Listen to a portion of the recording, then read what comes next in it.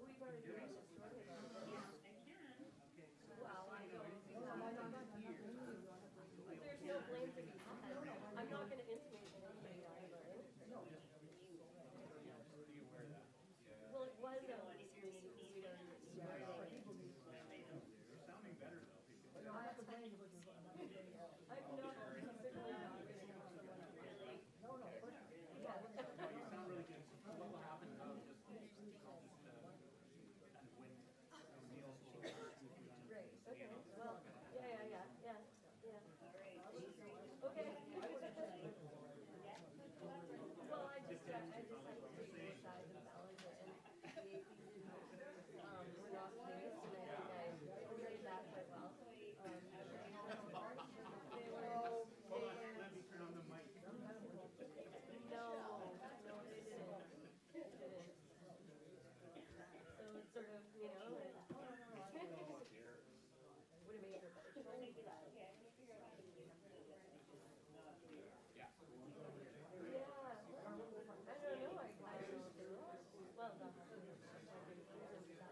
made for a better show. Yeah. Yeah, I don't know. I don't know if they will. Well, no. So, did you want to come for coffee? Because your email, there was a number of different, right? But the reasons are like all different stories. Do you know what I mean? So like, I'd just like to have a conversation more about what would be better to have. Yeah. Probably more like Thursday. Friday's okay in the morning, I think. Friday. Okay. I mean, all of them would just jump into the water. You're in the middle. Right. All right.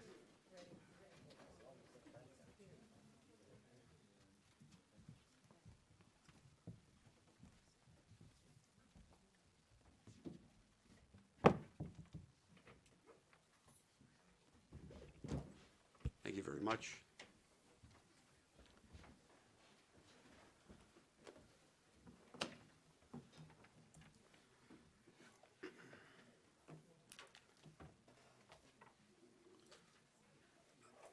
It is 7 o'clock. That clock is 2 minutes slow. So let me start by welcoming everybody and saying there has been much sickness at Municipal Hall. It's been stalking Municipal Hall, as Blackadder says, like a great big stalking thing. We have 2 councillors that are sick and are at home online. Have we got them yet? We're going to get them online. Your Worship, Councillor Kirby is online. Okay. And we have 2 senior members of staff, Human Resources and our Deputy Corporate Services. They're off sick. And I've been in bed for the last 2 days, so I've as you can hear, this is not my normal voice. I'm not trying to do like one of those Disney character things. So I don't know how long I'll last, but we'll try to. We're going to defer some things here and there, so just so we can move along. And it's only out of courtesy to the people who are sick, including myself. So excuse me. So I call the meeting to order, and we have an agenda, and we're going to start. I think there are some things that we might want to defer until Councillor Zelka's online, because I know we want 7 for a couple of these things. So how will we know he's online? Will we hear? Your Worship, we're not expecting Councillor Zelka to be online. Oh, I see. Oh, so we're not waiting for him. It's just that he's not going to be online. Correct. Oh, okay. All right. So we have an agenda, but there is, which we have, item 21 is the abstract proposal. And there's been, I know there's been a number of questions that people have that raised about the application. not ones that we can easily resolve tonight, and it's better to resolve it in a more informal question-answer format. And so the suggestion has been made that we defer that to Committee of the Whole, in the first Committee of the Whole in March. This might delay the project if it proceeds a little bit, but not much, because I understand we're not in a position to set a public hearing date in any event. So the earliest it could be public hearing would likely be the end of March sometime. I'm going to ask that the agenda be changed to bring forward 21 to be the first item that we deal with. If that can be moved and seconded. So moved. Second. Moved and seconded. Discussion. All in favor? Opposed? Councillor Kirby, how do you vote on the deferral of item 21? For or against? For. Thank you. So that passes unanimously. And so we will bring that back. And one of the reasons we wanted to pull it forward, because we know there's a number of people who may have come to hear how this is going, and so they don't sit around all night. All righty? Thank you very much. Now, going back to the agenda, I'm just going to use the agenda items as they're numbered now. So we have council minutes for approval February 14th. Move approval. Seconded. Moved and seconded. Discussion. All in favor? Opposed? None opposed. Thank you. Committee of the Whole, February 20th, the minutes. Move approval. Seconded. And seconded. Discussion. All in favor? Opposed? None opposed. Thank you. Oh, I'm sorry. You're right. I forgot. I got to leave myself a little sticky note. On the last one, on the minutes of council, Councillor Kirby of the 14th of February, how do you vote? For or against? Thank Okay. How are you doing there? I'm doing okay. Okay. Okay, thank you. Now, the next one is the Committee of the Whole, which I called the question here. Any opposed here? None opposed there. Are you in favor or opposed? Okay. Oh, in favor. Yeah, we change. I just changed the nomenclature just to see if you're paying attention. Just to see if I can keep up. Well, Number 3, but I can still keep up. Special Council, February 14th also. Move approval. Seconded. Moved, seconded. Discussion? Okay, all in favor? Opposed? None opposed here. Councillor Kirby? In favor. Thank you. And when I say any discussion, Councillor Kirby, I do expect you to voice in should you have some discussion, okay? I'll leave that on your shoulders, okay? Mayor's remarks, I'm going to defer my remarks. I have a number, but I'm going to defer it in light of the evening. Public participation period. We have 20 minutes, 3 minutes apiece. People can get up and address us. We need their name. We need their community. We also need them to fill out the little sheet that's at the podium with their name, so we have the spelling, and also with the community. And when I welcome somebody, so you introduce yourself, please come forward.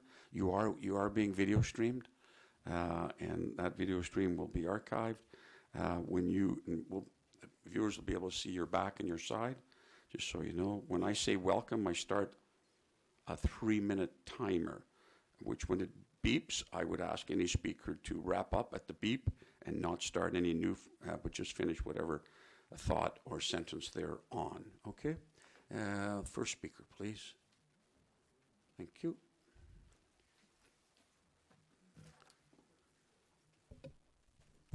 I think we'll pull your microphone down a little bit, Ms. Patterson, because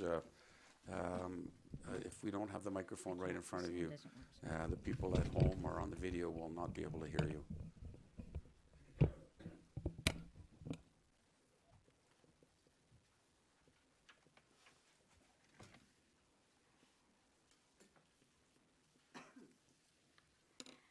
Good evening.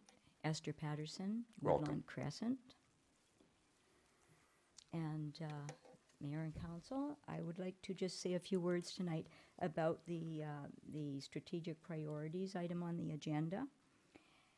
And on that, just that I'm concerned with a couple of the items, one being duplexes and the other being secondary suites.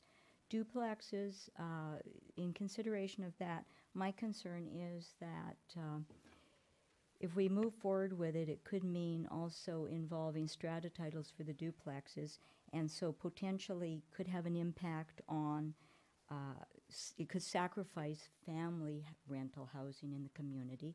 So I think that's something that we really need to think seriously about. The second is the secondary suites, and that's an issue I've really struggled with. I don't have a personal formal opinion on that yet, but that's primarily because of the information gap between the OCP, the Official Community Plan, and the survey for the Official Community Plan. On pages 34 to 36 and then 63 of the survey, Points of View Research and Consulting highlighted conditions for interpreting the information on the survey. And some of that was the non-enforcement of existing bylaw banning secondary suites was high on the list of complaints, which didn't jive with community approval of them. The strategies and options supported by a majority of respondents in the survey should be regarded as supported by many residents if and only if certain condition standards and bylaws are met. And the comments of many people certainly illustrated that blanket approval had not been granted. They also went on to say that the survey was designed to measure high-level attitudes and didn't provide the details and background necessary to arrive at a completely informed opinion. So they said that it indicated support for secondary suites in existing homes, but not for secondary suites in new homes, conflicting information again, and that in order to gauge that, they advise a survey should be conducted prior to developing a detailed housing strategy.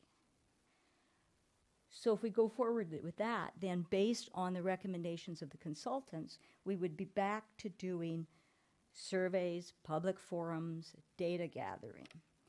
And I feel, given everything I've heard from staff and council, that this would be a resource-intensive project to deal with the single issue. They also did flag in their report there were concerns about the administrative burden and expense of the municipality regarding suites. Thank you, Ms. Patterson. Okay, Thank so you. just if I could wrap it up by just saying, so One I line. would defer those and go to the housing strategy. Thank you very much. Thank you. Next speaker, please.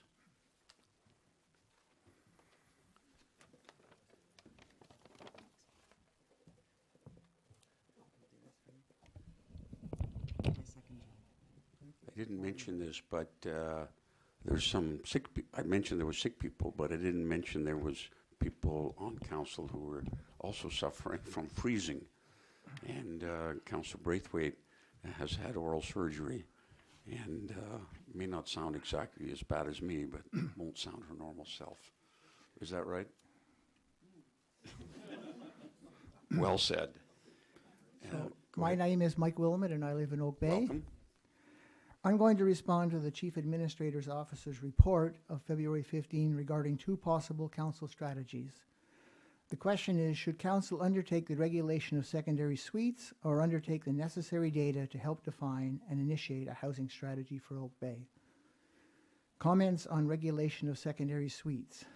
70% of the Official Community Plan survey respondents supported regulating secondary suites with some conditions, with no priority attached to this particular issue, while 76% said a high priority was to replace water, sewer lines. In the recent community satisfaction survey, respondents were asked, what is the most important issue facing the community? 31 stated infrastructure, sewage, treatment, sewer systems, and roads, while only 6% mentioned secondary suites. Thirdly, a mere 10%, 2 of 21 letters received by council, are in favor of immediate suite regulation. 90%, 19 of the 21 letters you have, are against immediate regulation. Writers have more concerns about infrastructure and desire for a housing strategy. Conclusion, the community in the Official Community Survey, Official Community Plan Survey, Satisfaction Survey, letters to council, letters to the editors, has shown little or no interest in street regulation at this time. When we turn to data collection and housing strategy option, it seems that developing a housing strategy, including the key components of regulating secondary suites, addressing duplexes, and infill, we will require a delicate balance of many competing interests. To develop a suite strategy with only a vague idea of infill and duplex objectives and hoping to end up with a good housing strategy would require the wisdom of Solomon. I urge council to choose data collection and housing strategy as their top priority. Not mentioned in the Chief Administrator's Officer's priority list is the elephant in the room, our crumbling infrastructure. Thank you. Thank you very much, Mr. Wilmot. Next speaker, please.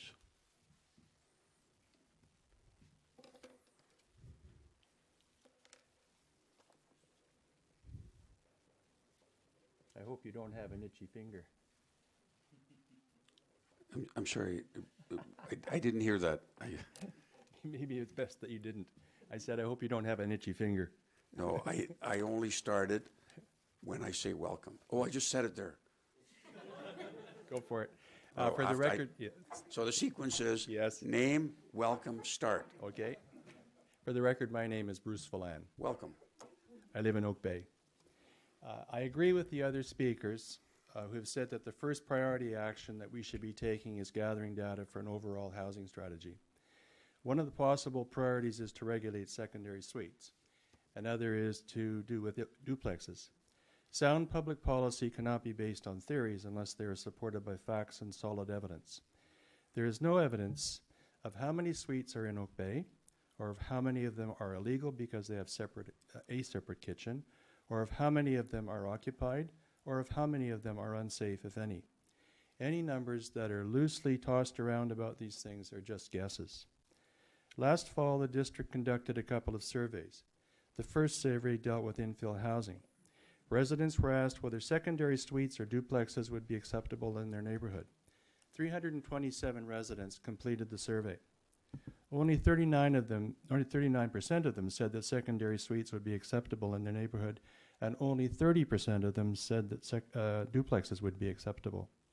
The second survey was a resident satisfaction survey, and residents were asked to name the single most important issue facing Oak Bay. Over 400 residents were surveyed. Only 6% of them identified secondary suites as an important issue in Oak Bay, and there was nothing that emerged from the survey about duplexes.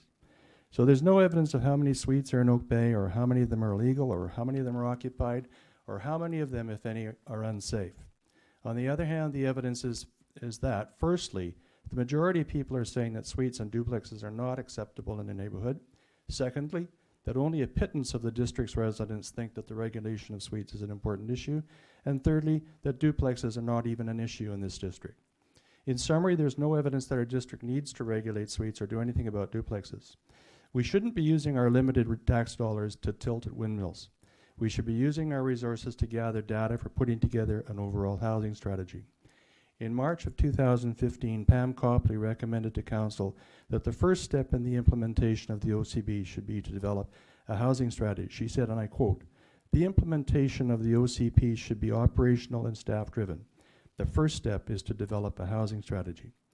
I think that the first priority should be to gather data for putting together an overall housing strategy before we do anything else.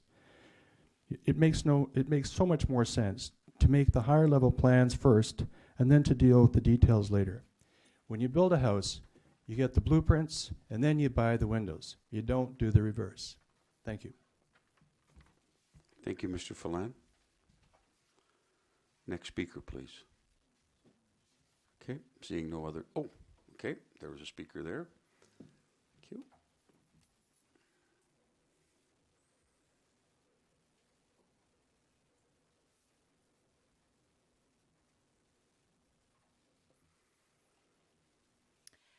Thank you, Mayor and Council, for giving me the opportunity to speak to you here tonight. Name? My first question is, am I absolutely certain the... Name? Oh, I thought everybody knew who I was. We I'm do, sorry. But see, your name triggers my welcome, triggers the start of 3 Yeah. minutes. We need that sequence. I'm doing everything I can to move that 3 minutes on. Leona Fournette. Welcome. Hi. Confirming that item number, is it 21 or 22, the Cadborough Bay Road Development? 21. 21 is deferred, and there will be no discussion by council or anyone here tonight. Yep. It'll go to the committee of the whole for more discussion. Thank you very much. Thank you. Still have 2 minutes and 28 seconds, so Ms. Well, I could stretch that out. Don't make me laugh, because it hurts. Sorry.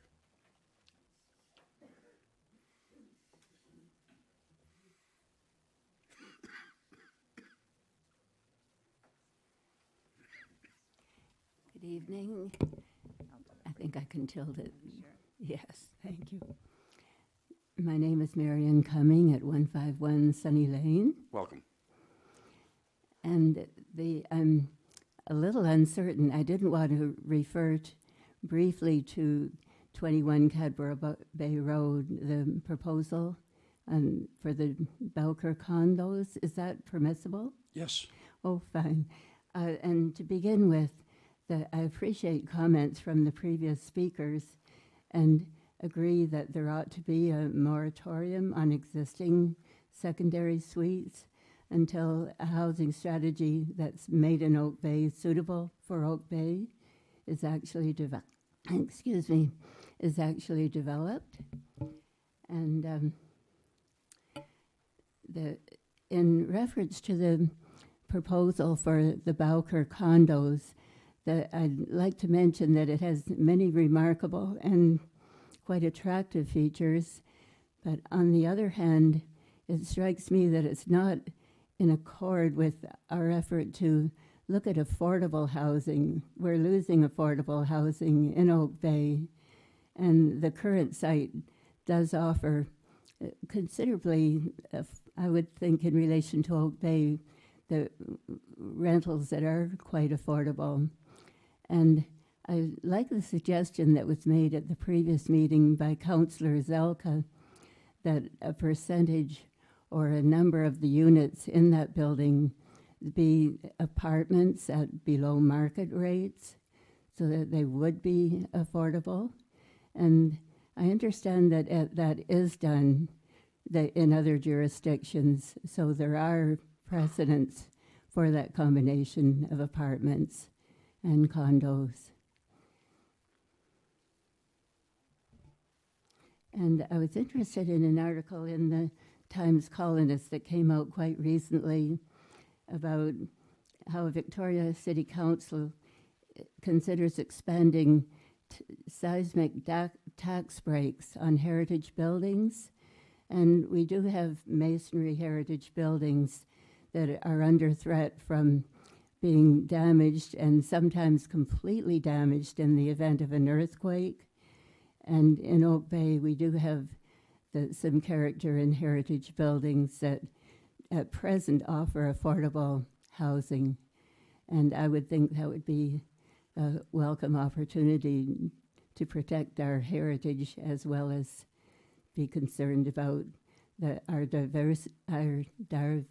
diversity in being compassionate towards our fellow citizens in need of appropriate housing. So thank you very much. Thank you, Ms. Cummings. Next speaker, please.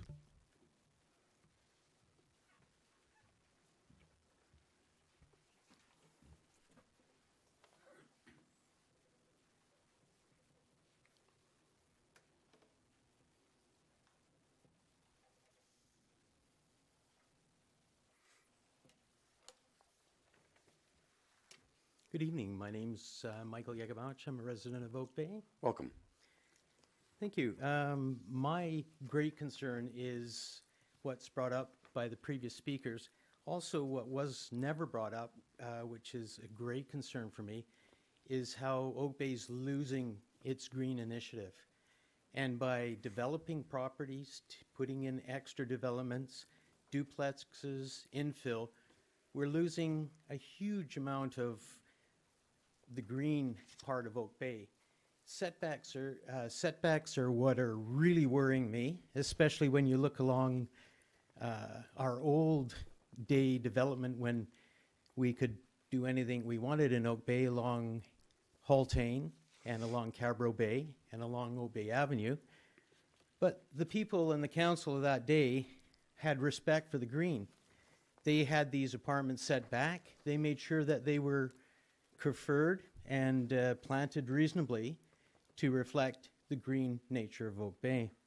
I Googled the 48 unit development at the corner of Cabro Bay and Boker, and I'll just pass that along that you can look at while I'm talking. And it concerns me when you see the green canopy that's there. And when you go edge to edge development, all the water that fell on that area does not go into the Oak Bay aquifer. It heads off down to, now that it's being intercepted, all the way to Esquimalt. And this is a concern for me, especially with permittable things that are happening. Also, what is not addressed is parking. Parking is a huge issue. Just look at all the signs that are around on Oak Bay Avenue between 2 hour and no parking, the old resident signs. And I believe the council really has to look into the parking area, especially in that particular area of this new development and elsewhere in the area. And I think it is when the development and when all these strategies were put together, the first line on there, in considering parking, was one of the first considerations, but I've not heard that brought up in any of the council meetings. If anything, we have deleted parking. And I would assume that in certain instances, if we want high density, we have to not put the status quo parking of 1.5. We should put it at 2, especially on that corner where parking, it's going to drive the residents crazy. We have Oak Bay High, we have Willows, we have Oak Bay Lodge. And that goes for future developments and a strategy. You, as a council, stated that you will look after the parking as one of the number one priorities before you even consider these things. Thank you very much. Thank you. Appreciate it. We have time for one more speaker. Anyone else wish to speak? Okay, last speaker then, thank you. Okay. Jen Mears, Monterey. Welcome. My reason for speaking tonight is speak in favor of your taking leadership on approving various housing options for our community. I believe that the recent statistics that have been presented through the census data I believe they're troubling for our community. That we have 385, 4% of our housing stock is vacant at the time of the census, and that we have only grown by 79 people, or 79 residents in this 5-year period, despite the fact that there have been a number of residential housing units added to our community. It's people that make a community. It isn't houses, it isn't single-family houses, it isn't apartments, condos, or any of the other things, but it's people. And if we don't have people in our community, in the future, we will not have a livable, viable community. So I think it's very important, and I think we're at a watershed moment. And I speak to all of us, those who aren't in favor of seeing some of these changes occur, as well as those who are trying to figure out what kinds of changes should occur in our community. It's a difficult time. And I think as a generation of leaders in this community, it's up to us to determine what those changes will look like so that we leave the right kind of legacy for people that will be living in Oak Bay down the road, not just us today, but in the future. And so I invite all of us to get together on these things and develop that vision and develop that future plan and get on with it. Thank you. Thank you very much, Ms. Mears. That completes the public participation period, and thanks to all the speakers. Always important and interesting to hear people's views. Thank you. We move on to the communications. The first one is a special events application by Tony Joe and Associates. Tony Joe is here to answer any questions. This is the 5th annual Easter egg contest at the back of Municipal Hall, and the request is for an occupancy Greenspace and parking bay for this previously successful event. Move approval. Seconded. All right, thank you. Moved and seconded. Discussion. Go ahead, please. This would be for the applicant, so you have to come forward. Yeah, Mr. Joe. you will need to come forward, Mr. Joe, and speak into the microphone. Thank you. And this is, I think, this is one of the questions I had on this, and you probably can't answer, but just sort of an awareness thing. We always walk a fine line with commercial activities and public property and so forth, and I think it's probably, as we expand into the parking lot and so forth, just to be aware that, of what signage is there, so some of the REMAX signs and so forth that proliferate. There's a fine line between the advertising and the not advertising, so I think it's probably just worthwhile as we expand this, and it's a great event, that you just have good discussions with staff about what's appropriate and what can be used. Just keep an eye on it. Thanks, Councillor. I can answer the question. There will be no additional signs. The tent that is provided to us actually is a community tent, which is great because it's a community situation. But I can assure you there will be no additional signs. That's very good. Thank you very much. Great. Thank you very much. Any other questions? Questions, Councillor Kirby of Mr. Joe, who's at the microphone, about Easter eggs? Okay, no question. Thank you. We have a motion on the floor, Mr. Jones. Thank you. Any further discussion? Call a question. All in favor? Opposed? Not opposed here. Councillor Kirby, your vote, please. In favor. Thank you. Okay, thank you very much, and all the best with the Easter egg. I know it's a great community event, so thanks for organizing that. Really appreciate it. Gives vibrancy to our community. Item number 7. This was something, this is a Regional Parks Loan Authorizations bylaw request. We do have 2 guests with us who I'll introduce, and maybe they could come forward and sit in the front. First is Larissa Hutchison, who's the CRD General Manager of Parks and Environmental Services, and also Mike, excuse me, it's hard on the W's, Mike Walton, CRD Senior Manager of Regional Parks. Welcome to both of you. This was all as a result of something that happened at the CRD table that led to the report that you see in the attached from Brent Reams, who's the Senior Manager of Legislative and Informational Services, which requested that we consider authorizing a bylaw and consenting to it and adoption under Section 346 of the Local Government Act. And the purpose of that bylaw was to authorize borrowing of $6.1 million. A number of questions came up at council, so we thought it best that we have a CRD representative. And I think one of them was, well, what about all that money you've been collecting for parks? Why don't you draw on that? And I know that's been an issue at the CRD, and I know that issue, but I didn't want to presuppose what staff would want to say. And then also to give us a kind of an overall sense, if you will, of what this whole issue is about. Why is that, is this important? The ENN Rail Trail Humpback Connector important? All right, I don't know who's going to address us. Mr. Walton. It's easy for a boss to do, right? Just to turn it over. That's part of the delegation. Thanks, Ms. Hutchison. Thank you very Walton, much. Welcome. Thank you, Mr. Mayor, Your Worship, members of council. Pleasure to be here. As you know, the ENN rail route is no longer has been functioning, and we're looking for the opportunities and has been transformed into a linear park, if you will.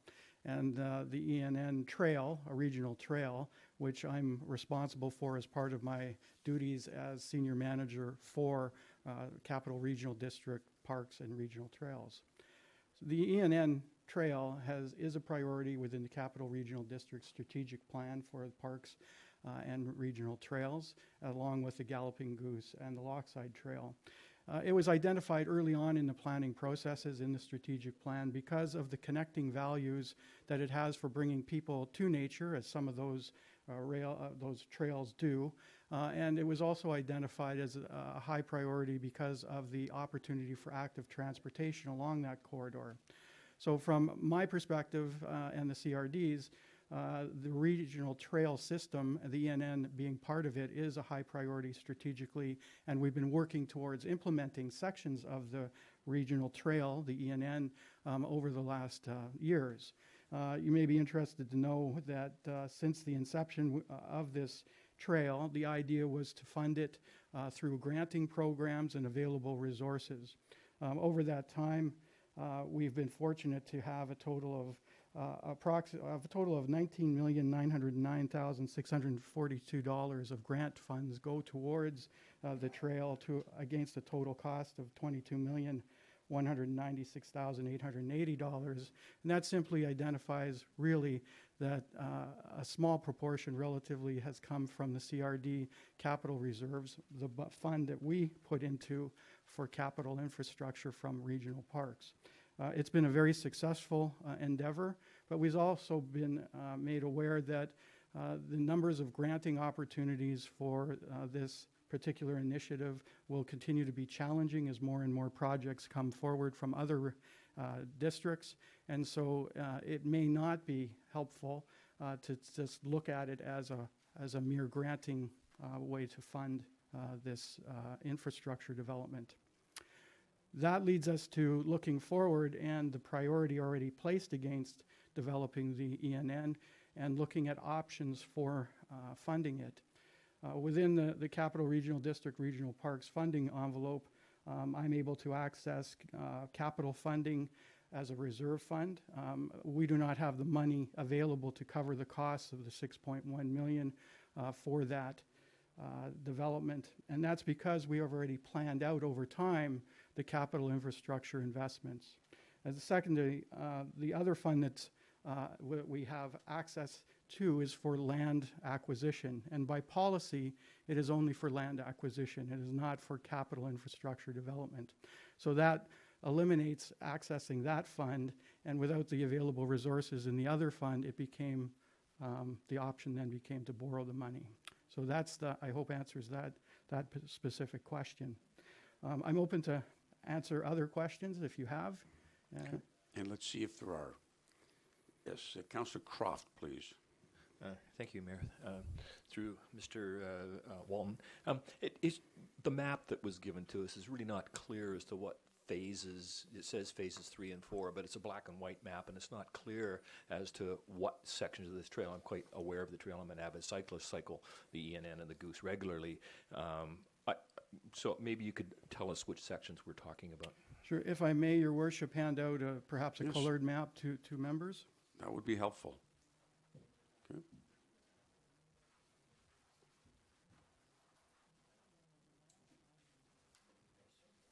Thank you, Mr. Walton.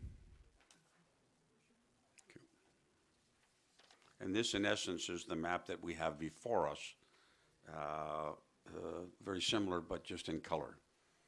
Little different in terms of the phrasing, but other than that, it's the same. Okay.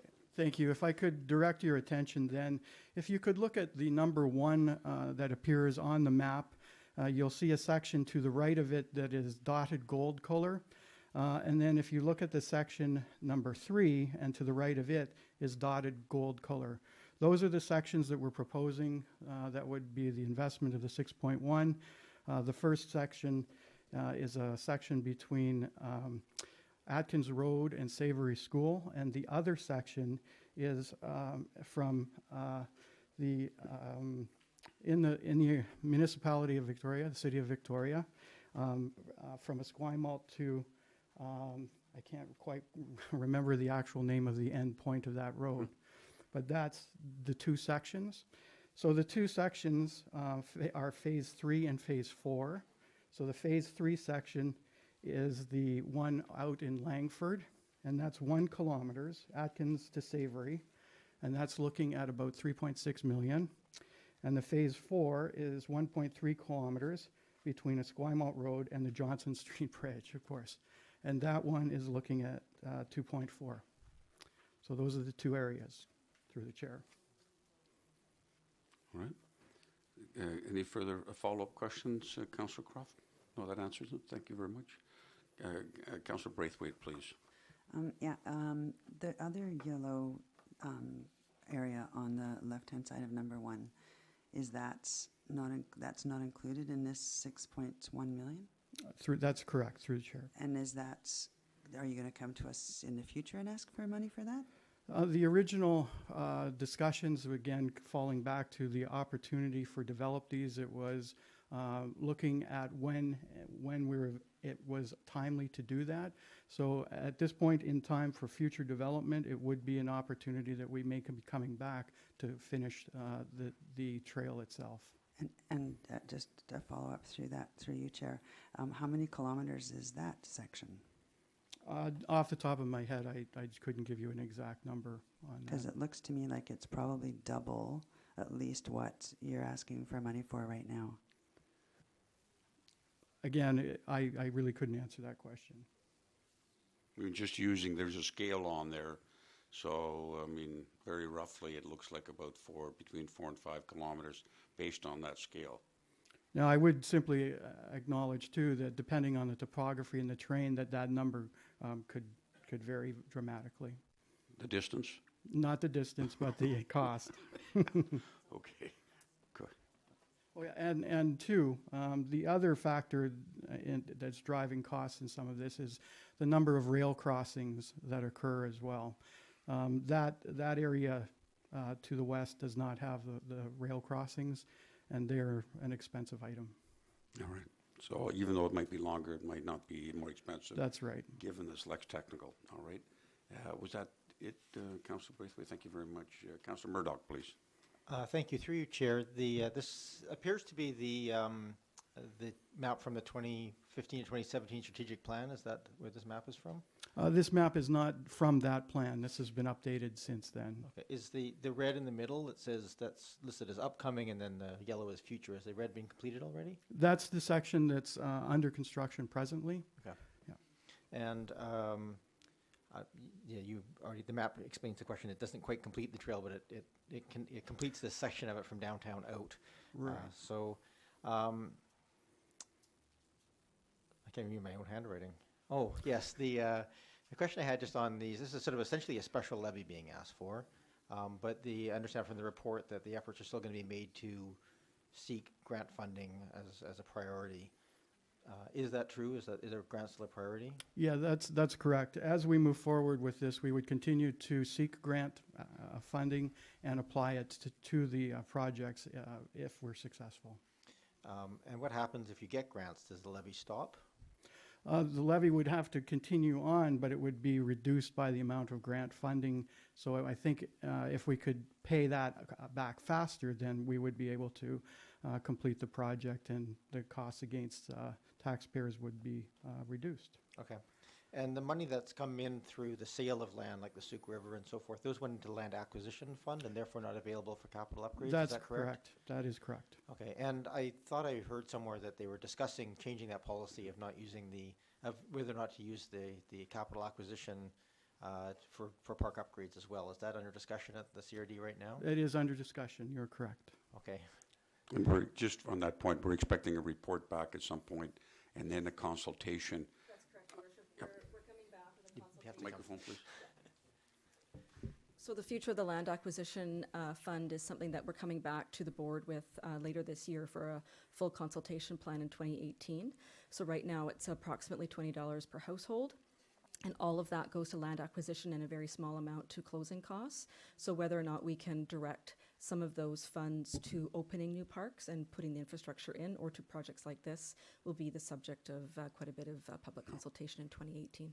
Okay, yeah, and on that point, part of the issue has been we're acquiring lots of parks, but we can't open them because we don't have the capital set aside to actually do the infrastructure to ensure that they can be used safely. So, you know, we will be looking at the CRD level a kind of perhaps a balance, if that's what CRD wishes, once we've heard from residents. But there's been a fairly robust consultation program. Thank you. Any further questions? Councillor Murdoch. And my final, I guess, part observation, part question on this one. It's not a large amount of money, granted, but it's a 25% increase over what we're asked. We typically pay right now from a parks acquisition fund. So it's enough to kind of twig the ears a little bit on this one, because I think what we'd like to see is some stability of costs attached. And I'm always, I see this as a priority that was listed when written in 2014 to the 2015 to 2017 strategic plan. This was listed as a priority. I'm always a little concerned when you start seeing, okay, well, we had it as a priority, we've had it in the plans for 3 years, but now it's coming forward, it's like, well, we need more money for it. So always there's going to be pressures, always there's going to be, which are we going to prioritize? You're never going to have enough funds for everything. So, at what point does this stop being, asking for additional pieces and just start having to work within the funding request that was originally asked for? I'm gonna note that last question is rhetorical and really political in nature, so we're not gonna put it to staff, because it really is a question for the CRD board. But it's a good question, but not for necessarily for staff. It's the question I have that makes it hard for me to approve this, frankly, because it keeps sort of incrementally coming, and it's hard to kind of say, okay, well, it's fine, a little bit more, but it just keeps adding up. So it was somewhat rhetorical, but if there's a logical reason for making this exceptional case, I wouldn't mind hearing it. Okay, I think that's a fair question. Your Worship, members of council, I just want to recognize that the regional trail system is one of the, perhaps not stepping too far forward, but to say that the capital regional districts, regional trail systems are leaders in Canada in terms of their design, their ability to move not only active transportation routes, but behave as opportunities for people to connect with nature. It does allow for the quality of life in this capital regional district to be very attractive and a significant contributor to that. So the challenge and opportunity is to create this continuous link from downtown Victoria out as far as we can to the Humpback Reservoir, which would connect that up, complete that. And just these two sections alone allow for that continuous linear connection between downtown Victoria and the very strong, robust, growing community of Langford and the western communities. So that, from an economic development point of view, as well as the vibrancy of the business community, to your point, I think through the chair is it's a very important part of how we connect this up and what it means to the entire regional district's contribution to not only community health and well-being, but community-based economic development and moving people seamlessly from one end to the other. All right, I'll leave it at that. I do appreciate, I agree. I think this is a priority. I think we need to finish this. But I also am having concerns about this as a financial piece. But I'll support the motion as it goes forward. Thank you very much. Questions, Councillor Braithwaite? Thank you. Mine was, thank you for that answer, because mine was along the same lines as Councillor Murdoch's, in that when you're looking at getting 51 cents per $100,000 of assessed value, which on $1 million house, which is about average in Oak Bay, that's $5.10, which is in fact about 25% of what is already being paid. So that is a concern for me as well when we're raising, if everything that the CRD was doing came back to us and raised 25%, it's going to add a lot to our tax line for our residents. So it is a concern. So I think being able to address that, and again, I agree that it is a great trail system and I love to ride it, but we have to figure out when is too much that you're going to come back to the well for. So. Thank you very much. Any further questions? No further questions. Thank you very much, Mr. Walton. Thank you. Oh. Okay. What is it? Sorry.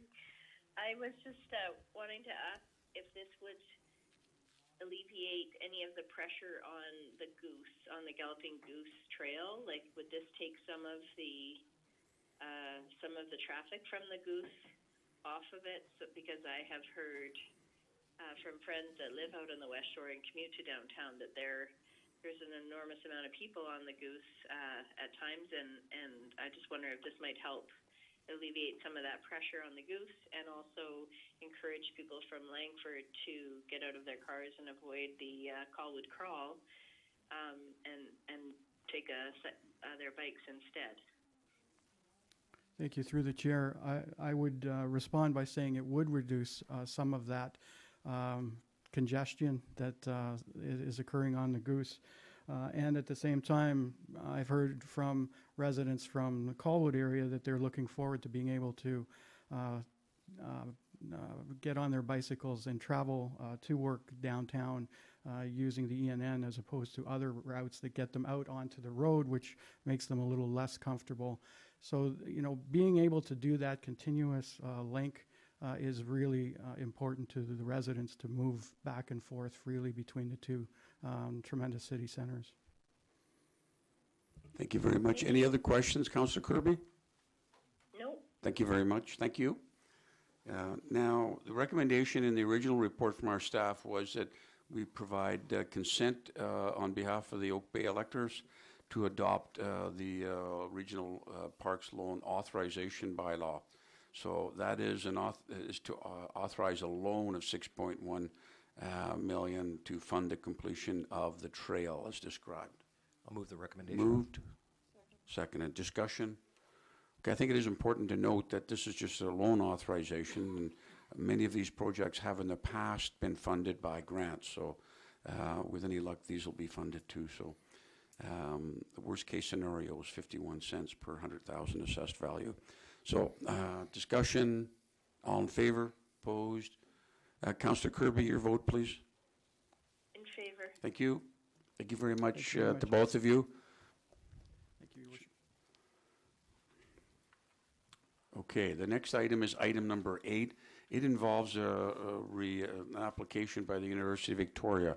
I am going to recuse myself from that because I am a part-time employee of the university, although I don't have a direct or even an indirect pecuniary interest in this project.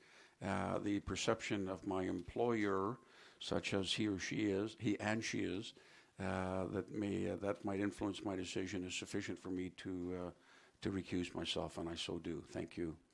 And I too will recuse myself for same reasons as Mr. Mayor. Thank you very much. I'm an employee of UVic. And so I'm going to turn the chair over to Councillor Murdoch to deal with this issue. We still have quorum with Councillor Kirby on the forum. Thank you very much.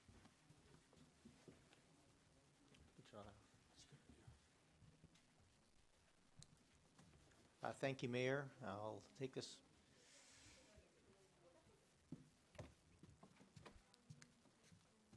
Door closed.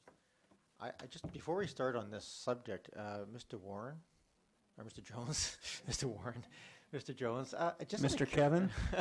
I don't, can I get some clarification? Are we, under our electronic voting bylaw, are we allowed to have a member of council make up quorum if they're in remotely? Because my original thought in this was that Councillor Zelka would be here, but I'm seeing just the three of us here. I can't remember how it's worded, but my recollection is that we explicitly didn't allow quorum to be made by the remote party. Thank you, Mr. Chair. Let me just take a quick look here. Sure, thanks. It's news to me.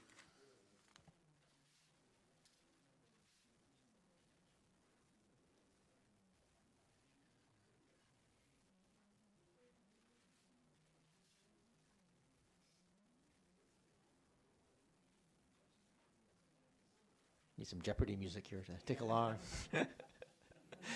Please pose your answer in the form of a question, sir.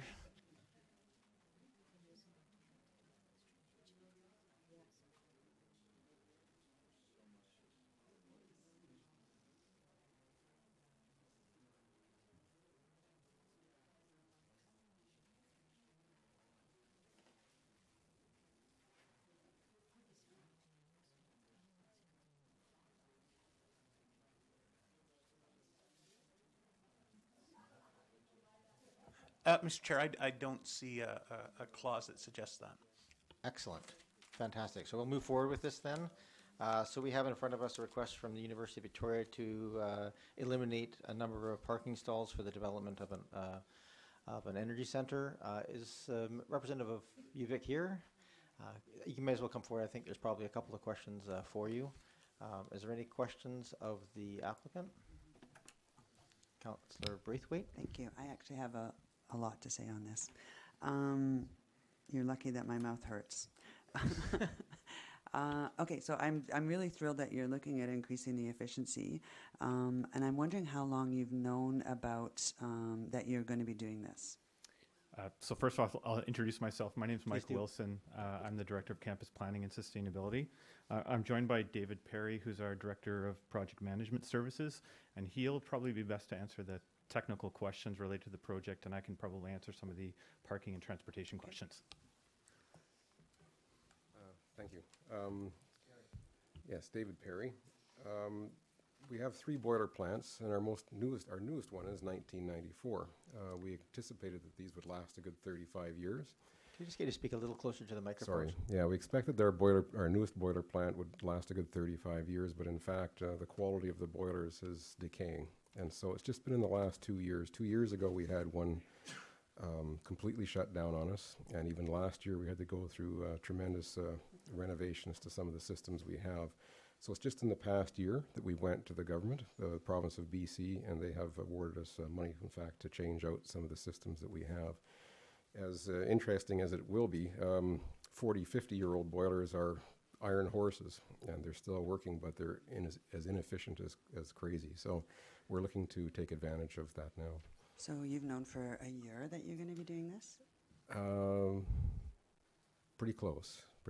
Well, I guess since we've been in discussion with the province, they've provided the money, I guess, within the last 6 months. Because I guess, through you, Chair, I'm a bit confused as to why you're coming forward now in such a rush to get this if you've known for such a long period of time. Because for me, a failure to plan on your part doesn't constitute an emergency on ours. And you can't, we can't override the due diligence that a municipality has to look at something like this. So I'm a bit upset about that to begin with. So I'll just make that comment. And then I'm also looking at the total number of trees that you're required to remove. And it looks to me like you've removed these trees already, even though you haven't got approval to do this plant in this position. Is this correct? Yes, that's correct. The contract had moved forward. And moving past on, or backtracking on some of the comments that were made earlier, we did have discussions as early as the fall when we had our open house for the project. And we did communicate with district staff regarding the requirement for parking and the removal of these parking stalls. It was our understanding at the time it wasn't an issue. And it did become an issue later on. I'm new to the university as of 2 months ago. So I picked up the ball in January, and that's why I'm here before you this evening. It's certainly not the way I would have liked to have presented my first application to Oak Bay City Council. However, we're here and we're doing our best to meet the project deadline in terms of funding from the province. Thank you, Mr. Wilson. Councillor Braithwaite? And again, I mean, I understand that, but just because you've gone to staff this is the first time it's been before council. So I'm going to continue on with my questions. When I look at the map of that you have in the location of the new building or the new plant, it is really far away from where you're actually putting the pipeline in or whatever it is. And my question would be, why could you not have put it in and taking out a small amount of green space in where the number 3 is on your map, and then you would have had a much shorter distance to put a pipeline, and you wouldn't have had to remove 11 trees. So I just would like to know what the reasoning behind that was. Certainly. The University of Victoria recently adopted a campus plan.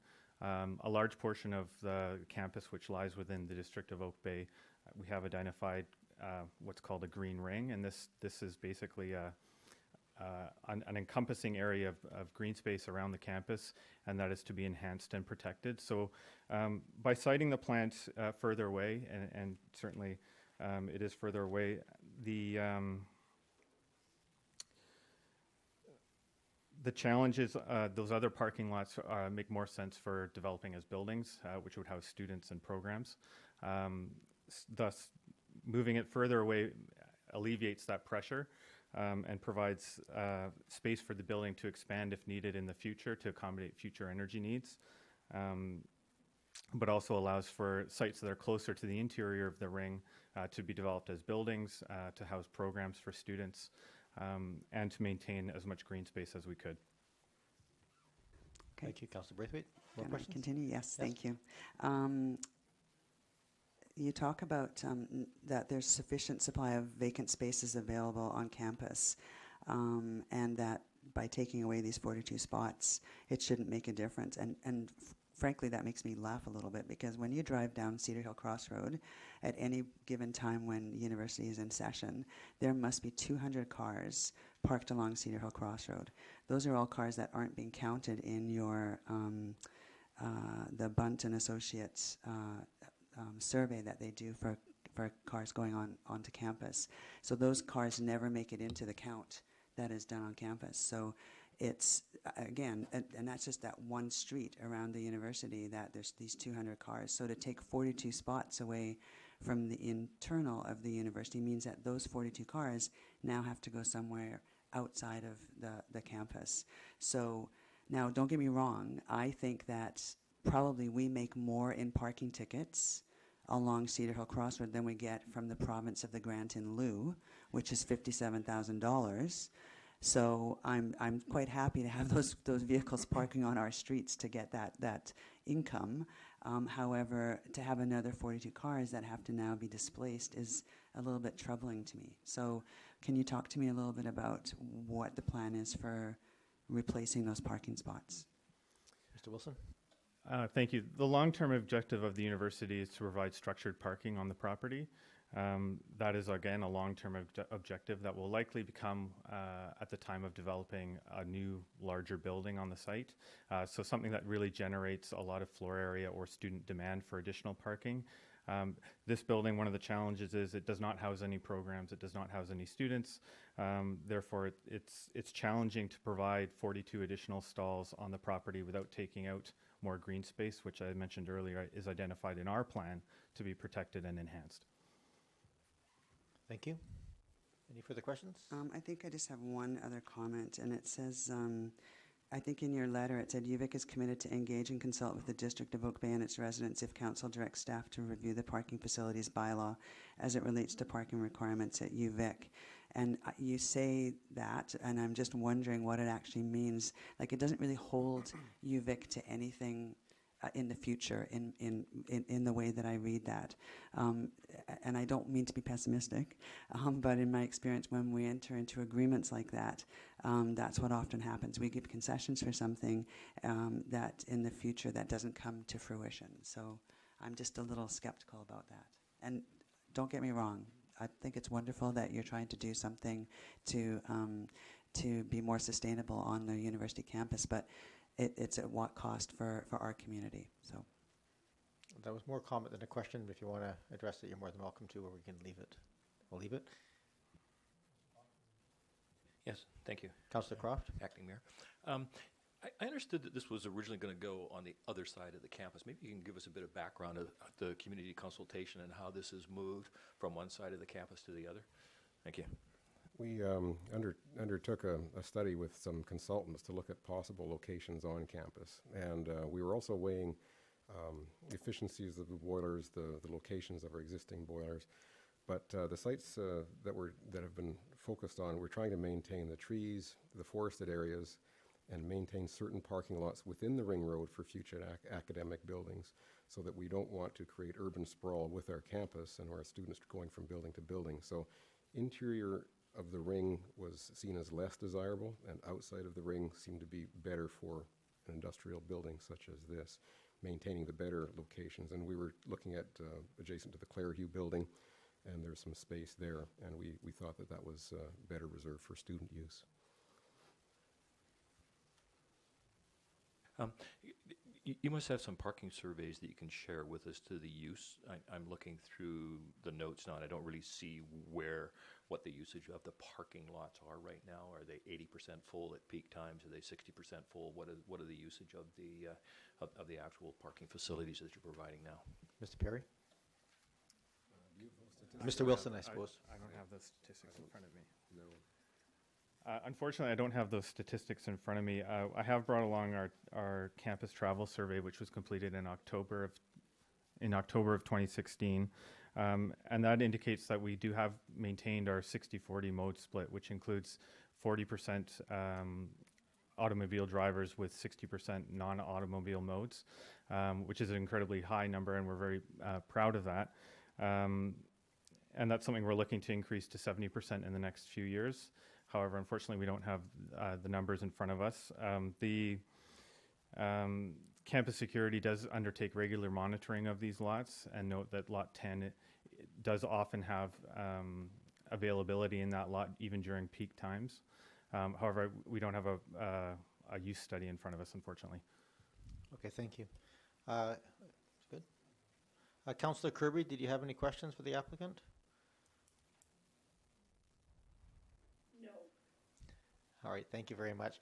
I would just make a final note on this one that that shift to modal shares of getting people onto bikes and onto buses and so forth, those all do sort of fall on us as a municipality to build bike lanes and to do that sorts of things. So I would certainly like to see in future, if we're doing these sorts of things, that we look to some sort of partnership on that maybe some funds as part of these grants, because we have a hard time, frankly, getting grants too, and our grant in lieu of taxes from the university is essentially gone. So those kind of things would be nice to have some partnership where we might consider that in future, to have some funding perhaps come and address, if we're going to take parking lots of stalls away, that we actually invest some of that money back into modal share models that we can actually spend on improvement. So with that, that's my only other comment.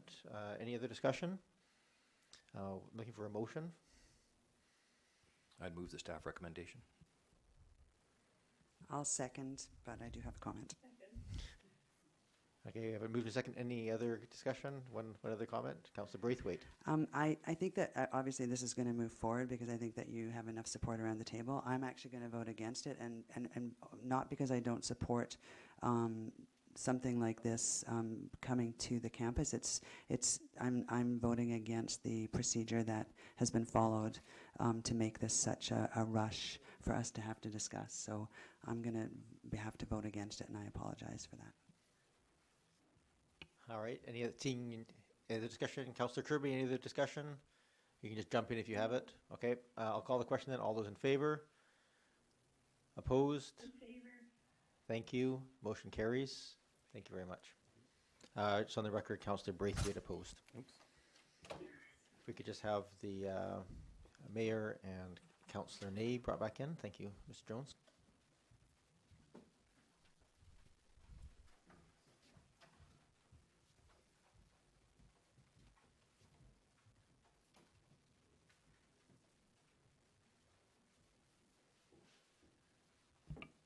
Thank you, Councillor Murdoch.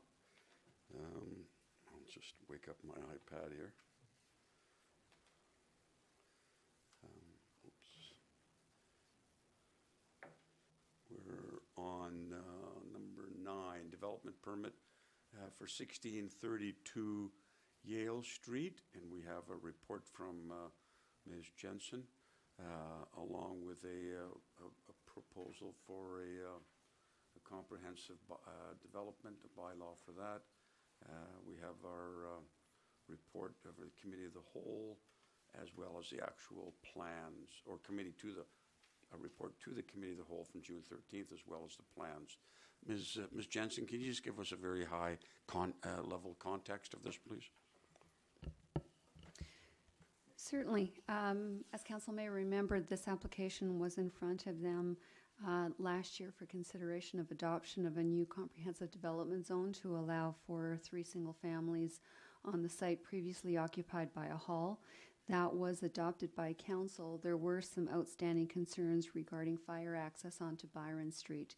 So since that time, we've been working with the applicant on what the actual configuration of Yale Street will look like, making sure that we have adequate turning radius for the fire trucks onto Byron Street, as well as the paved surface of Byron Street, protecting the oak stand on the northern portion of Byron Street itself, as well as just finalizing the landscape plans for the 3 single lots themselves.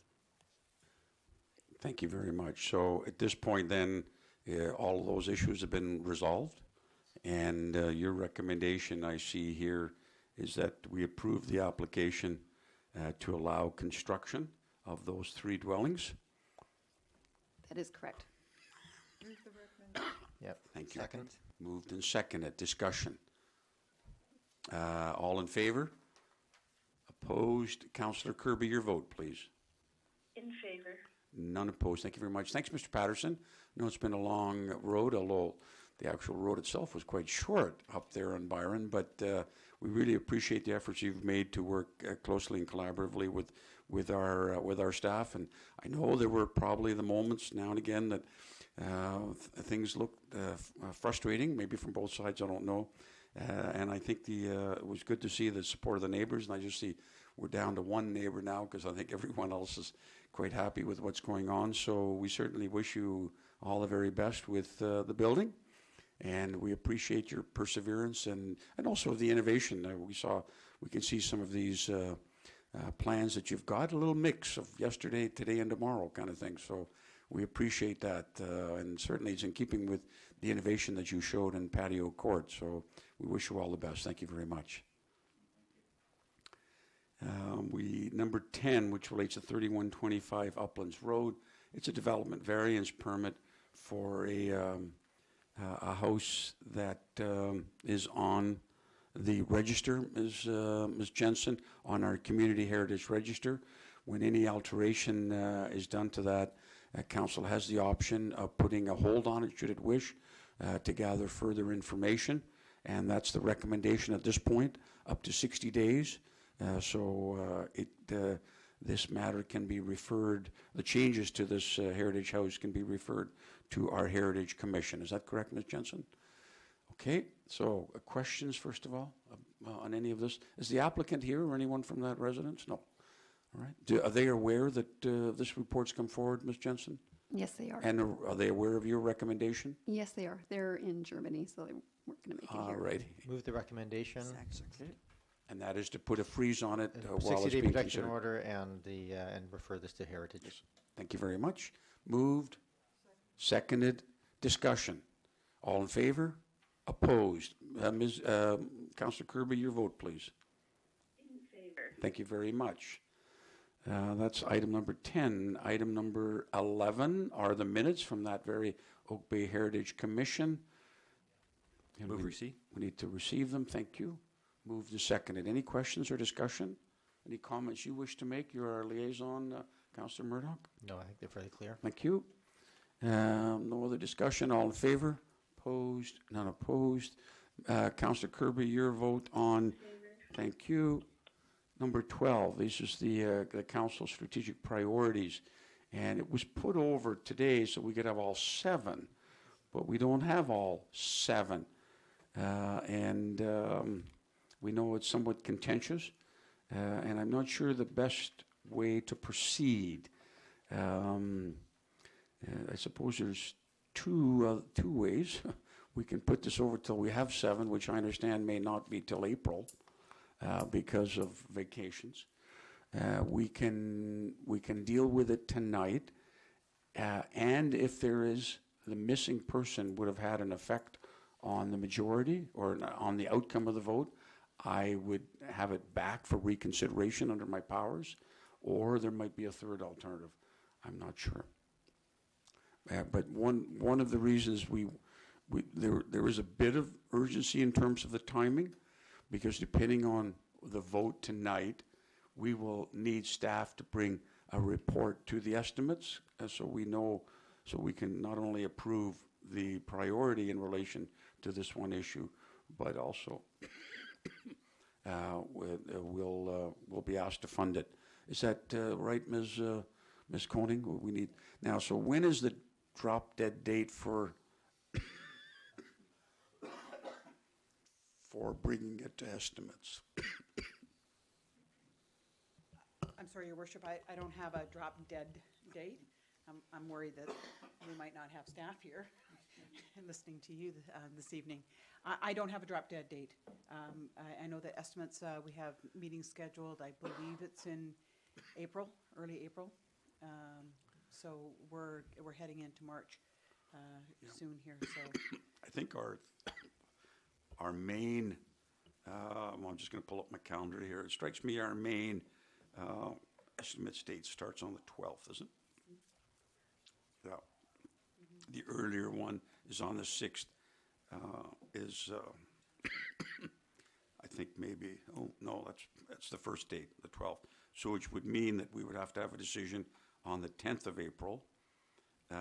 which we would then consider on the 12th or the following week, as we also have then the 19th of April. Do you think that would give you enough lead time if we were to put it to the 10th of April, enough lead time to bring a request forward for funding? What we will likely do, Your Worship, and it's not something that I'm looking forward to doing, but we probably will have to start working on all three. Oh, I or see. all the options, and because I think for us to wait until the last moment to do that might be a Okay. bit of a problem, so we probably would do all of them. Okay, so I've laid out one of the reasons there's some time issue, I've laid out a couple of options. What do people feel? Just Councillor Murdoch, please. Well, I guess my feeling on this is I think we probably, we're in a situation right now where we seem to have a very close discussion, right? 4-3 votes one way or the other. This is a substantive priority with a lot of staff time and energy and so forth. And I think it would be nice to have as firm an agreement on this as we can possibly get. We've had lots of input. We're going to probably get more. You know, I think having all three options with some costing and some staff impact attached, I appreciate that's. We may come to the point where we say there's none of these three are actually a top priority for us as part of this. I'm not sure that setting a top priority that is so close, especially if one person, say, changes their mind partway through and suddenly that the whole process goes south, may be a sizable consideration. So, you know, I don't know how intractable we all are in our positions. Hopefully not too intractable. But even if we just have a high level, as detailed as possible, but have a high level costing, I may have to come back to that in April. I really don't. I think we need all seven, and I think we need to have a good discussion, and maybe we have a special meeting prior to the estimates thing or something like that for us to kind of. Maybe on April 3rd, although you're away till April 4th. I am, but one of those some process there I think has to be done. I don't want to add work to staff, but this may end up resulting in us coming up with a better and more sort of supportable stance for all of us. Okay, so let's just see, if we put it over to the 10th, is there anyone currently present that would not be available on the 10th of April? Councillor Braithwaite, you're not going to be available on the 10th of April. I think I'm in Death Valley hiking. What's the Wi-Fi access in Death Valley? I'm not sure. Let me check. I suspect you're going to be below sea level. Yeah. So any other thoughts on this? I mean, that's going to be the problem. And I'm away from the. Also, the ABICC. Yeah, that starts on the 7th or 8th. 7th, 8th, and 9th, but we'll be back for the 10th. And I can try and call in from my hike somewhere. But you're not. Are you overnight on the road kind of thing, or you're in actual accommodations? Overnight on the road. Ooh. With a backpack. Well, maybe you can leave instructions on how you wanted, your position on these things. I mean, to some extent, we have a sense of where each of us is going, and not that we're intractable, but we do have a sense of because we've had these discussions on a number of occasions. We do have a sense, as I think you've alluded to, Councillor Murdoch, that it's likely 4-3, and I don't know if time is going to change that. But I take your point that maybe somebody can be persuasive on one side or the other and change that to a 5-2 or a 3-4. Or any other thoughts on how we go about this? So one option is to put it to the 10th of April. I have some concerns about the delay. Yeah. I think we all do. It's a matter of how best to deal with that. It's just unfortunate that Councillor Zelka, number one, took sick, and number two was too sick to come in by phone. So that's unfortunate, but that happens. I would agree with Councillor Murdoch that I think we should wait, and I can have my thoughts written down for that period, I guess. Okay. So essentially, if we proceed to that way, on or before April 10th, we will have a decision. Because there's always the possibility of having a special meeting on the 5th of April, which would be, I think, that Wednesday. By the way, is everyone excuse me, is everyone available on the 5th of April? Yes. Okay, so there's no, well, yeah, Councillor Murdoch off-screen said, you'll be grumpy. But, you know, we may have to live with that grumpiosity.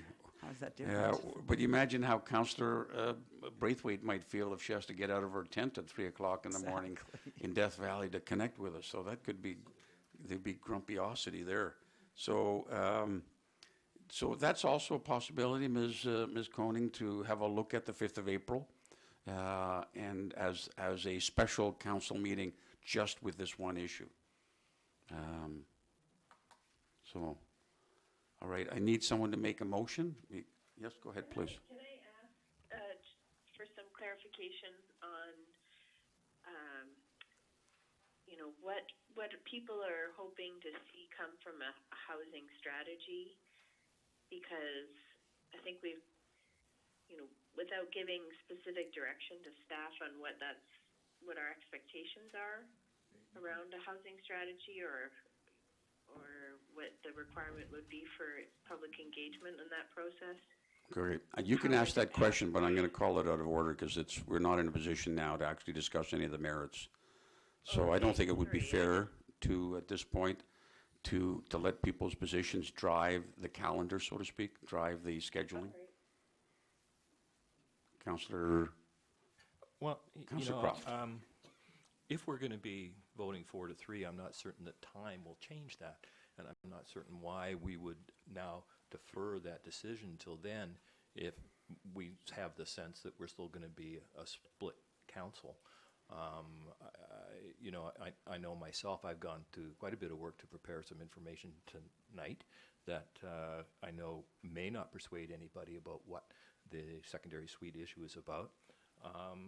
But I think there's other considerations that we might want to consider, that maybe there is an agreement amongst council that we may want to consider a heritage conservation area along with the heritage, the HCA taking place down at the end of York Street, that if we're raising the level of our heritage, maybe there's something along that line that maybe we could come to agreement on, which also consider secondary suites and duplexes within that heritage conservation bylaw, similar to what the city of Victoria has. Okay. But So I think you're getting into the substance of it, and I want to try to avoid that until we have some kind of agreement. Is do we go ahead tonight, or maybe I just ask this, Ms. Koning, in terms of the costing of these three items, and it really is the costing of three items that we're going to select from. Give us some kind of idea of the magnitude of the work required to cost them at a high level.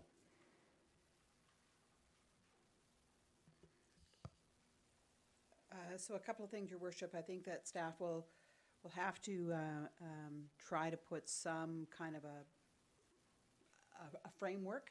We'll have to give some kind of an idea, because I don't think we have gotten any real specifics about what this looks like. And then I think it'll be high level in terms of if there's additional cost in terms of staffing, consulting, public engagement. I don't know what all those elements might be, but that would probably be sort of a rough estimate. So I'm just thinking about that in terms of if we were looking at secondary suites, what does that mean in terms of existing, and what does that mean in terms of anything else? And the same would be in terms of the issue of duplexes or the development of a housing strategy. I think much to Councillor Kirby's comments. I think staff have to put a little bit of a framework together, but I hope we don't get too marred in that. I think it's part of the process moving forward. But Right. I think in terms of it is something that staff probably can do in the time between now and April. Okay. So that doesn't sound like that would delay it too much. There's a little bit of extra work, admittedly, but if we're all available on the 5th of April, then we don't have to worry. We just have to worry about grumpiness.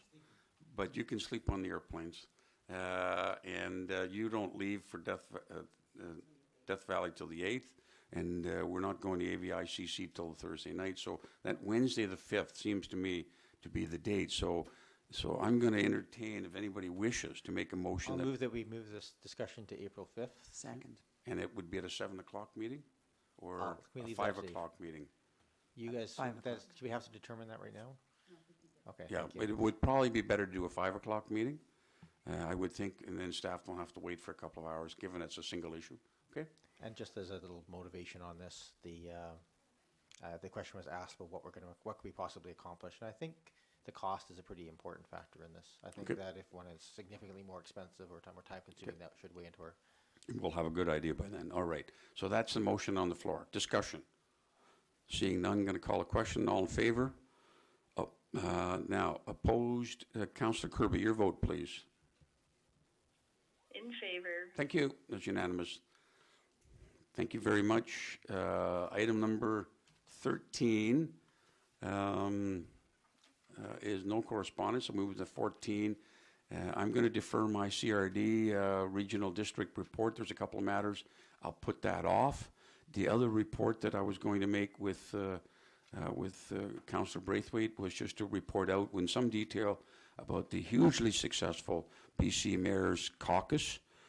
We had huge positive feedback from everybody. We got some really good work done, which I, as the chair of the caucus, will be reporting out on to the mayors. But I think given my voice and everything else that's happening tonight, and also to the speech patterns of Councillor Braithwaite, at least tonight, and we'll defer that, and we'll make a more thorough report next time we meet. And Councillor Murdoch, I think you were going to report out because you're not here the next meetings. Yeah, I'll try and make this brief on my other verbal reports. One, Greater Victoria Public Library. As this is the year of reconciliation, there's actually 4 talks scheduled at the Native Friendship Center on the truth and reconciliation related topics. The first one was held recently. It was extremely well attended, hundreds of people that were there. And there's 3 more coming, so they're scheduled on the library website. I also want to touch base on a joint piece that happened between the Heritage Archives and GBPL. There was a talk on February 17th by Peter Grant on early days before Oak Bay arrived, and then it was so sold out with waiting lists, they added the wait list, one that just now has a wait list as well, so that's on March 3rd. But a really interesting discussion, and the mayor was there to introduce it and so forth, so I appreciate that. And also want to just recognize the archives did the first thing where they've hosted a school, so GNS grade 4 school came by and they did a little all about archives. So the students there got to go through different stations they set up, how archives are stored and archived and researched. So I had a chance to go through that. And again, thanks to the mayor who took the second half of the class, because it's a small room, up here and entertained them with legislative stuff. And finally, I just want to point out in my role as chair of GVLRA, Greater Victoria Labour Relations Association, that our AGM, again in camera, will be held this Wednesday, but any directors or alternates from here are welcome to attend. Thank you. Just to your choice of words, I entertained them here in the wide sense, but I didn't do a soft shoe shuffle. But it was an educative endeavor, which the kids loved. I love doing it with them. I do a budgeting exercise with the grades 4s. I think they were grade 4s, where I give them $100 of tax money and ask them to spend it wisely. And then we have a wonderful debate as to how we apportion it between police, fire, and all the other people. I have students seated in all of these chairs along the side, and I go down the way and I ask each of them, each student, fire chief, how much would you like of the $100, and then so on. And in this time, when I asked the first it was the police chief, I asked, how much would you want?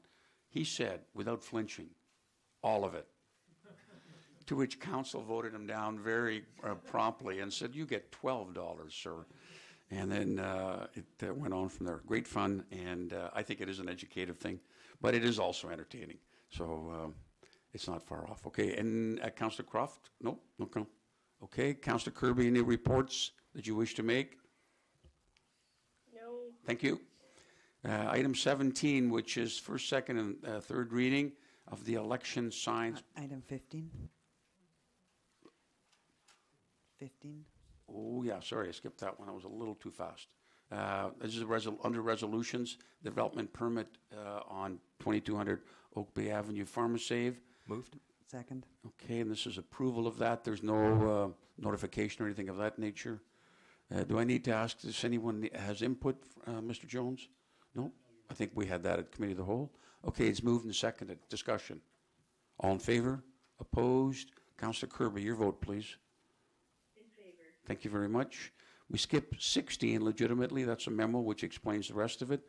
The first one is the election bylaw, election signs bylaw, with some recommendations. I know we've had 2 pieces of correspondence that showed concern about one of the consents required. So this would be the consent that's required if you put an election sign on the front lawn where that portion of the front lawn belongs to the public, but it's continuous with the owner's front lawn, not interrupted. If it's interrupted, it doesn't apply, this section.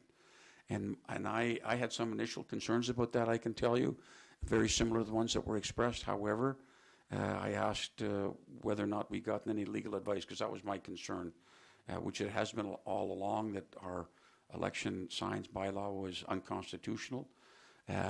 Now, so I turn to Mr. Jones. That portion that requires consent of the upland, if you will, owner, have you had any legal advice on that? Yes, Your Worship, we have had advice. And is that a justifiable limitation in a free and democratic society, as is required by the Charter of Rights, Section 1? You're asking the wrong person. The legal advice we got, though, was that it was legal. All right. And that was what was concerned and what needs to concern us all. Then it's just a matter of philosophy, whether or not you should have the upland owner consent or not. And the 2 letters I think we got said we shouldn't. But I understand also from you, Mr. Jones, that other communities do the same thing. Your Worship, yes, there are other communities doing the same thing. All right. Okay, so that's the one issue certainly that I had. Are there any other issues on this? Okay, seeing.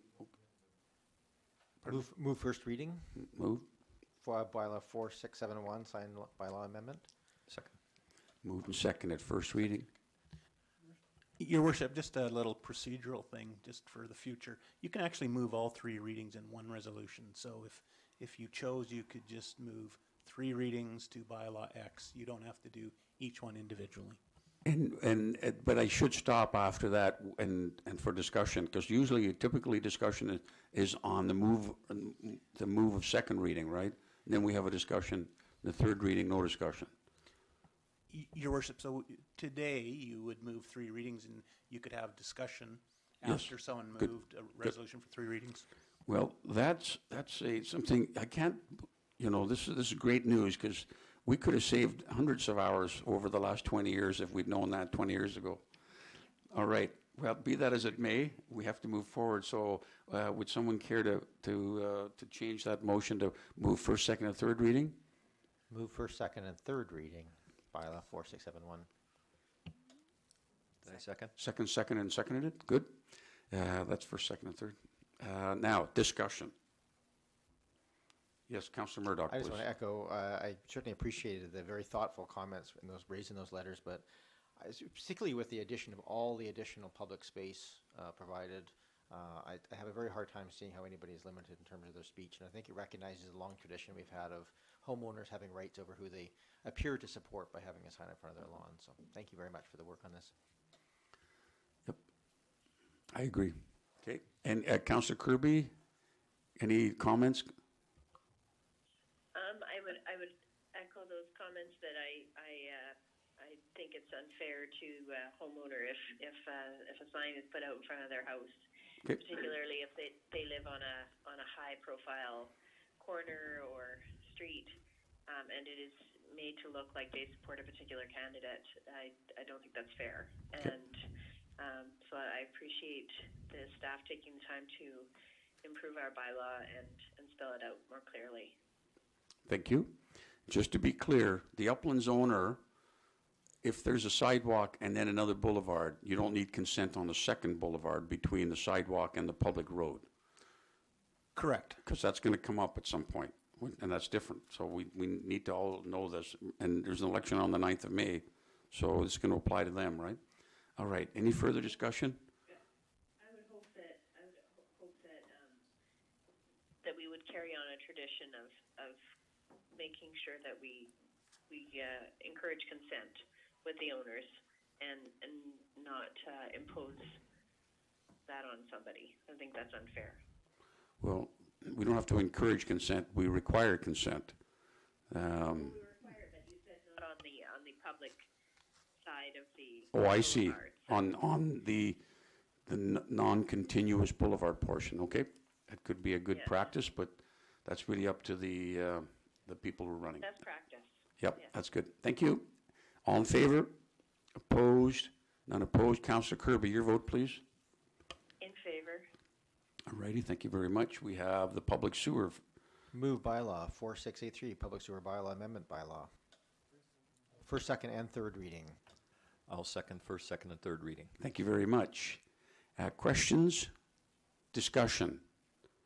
All in favor? Opposed? Councillor Kirby. None opposed here. Councillor Kirby. In favor. Thank you. Reluctantly. Thank you. Driveway access, please. Move first, second, and third reading of bylaw driveway access, bylaw 4684. Seconded first, second, and third reading. Thank you very much. Questions or discussion? All in favor? Opposed? None opposed here. Councillor Kirby, your vote, please. In favor. Thank you. Item number 20. This is the water rate bylaw, 4685. First, second, and third reading of bylaw 4685, water rate bylaw. Thank you. Second first, second, and third reading. Okay, discussions, questions? Going to call a question. All in favor? Opposed? None opposed here. Councillor Kirby? In favor. Thank you very much. We skipped 21 because we've already done that. This next series, 22 and onwards, this requires slightly different. This requires a first and second reading, at which point we then set a public hearing date before going to third and reading. So if we could have a mover who moves first and second reading of the first one, please. Move first and second reading of bylaw 4675, zoning amendment bylaw. Second, first, and second. Okay, that's in relation to 1605, excuse me, York Place. Thank you. Discussion. All in favor? Opposed? None opposed here. Councillor Kirby, your vote, please. In favor. Okay, we need a motion now to set a public hearing date, Mr. Jones. Oh, do we set those all together? Your worship, we could set them all together after you Okay, leave. so why don't we go through, and we'll do that at the end. 23, which relates to 1605 York Place. Also, this is a heritage designation bylaw. Move first and second reading of bylaw 4682 for 1605 York Place, heritage designation. Okay, questions, comments? Second, first and second. Okay, questions, comments? All in favor? Opposed? Not opposed here. Councillor Kirby, your vote, please. In favor. Thank you very much.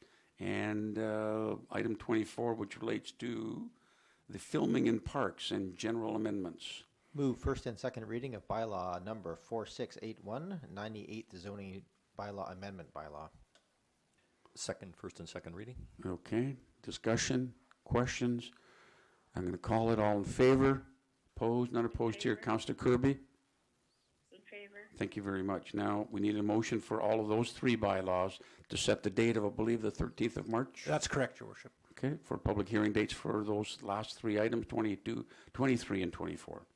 I'll move the public hearing date of March 13th. Is that March 13th? Seconded. Moved and seconded. Discussion? All in favor? Opposed? Not opposed here. Councillor Kirby, your vote, please. In favor. Thank you very much. Ann? Move adjournment. Thank you very much. Second. Okay, discussion. All in favor? All opposed? Not opposed? Councillor Kirby, what's your vote on that one? Thank you very much. I hope you feel better. Take care. Take care. That's the end of my voice anyways. Participant Thank you. Bye, everybody. Thanks for staying with us. Cheers. And all the best at 1605 York Place. It's going to be a great project and a great designation, so thank you very much. Thank you.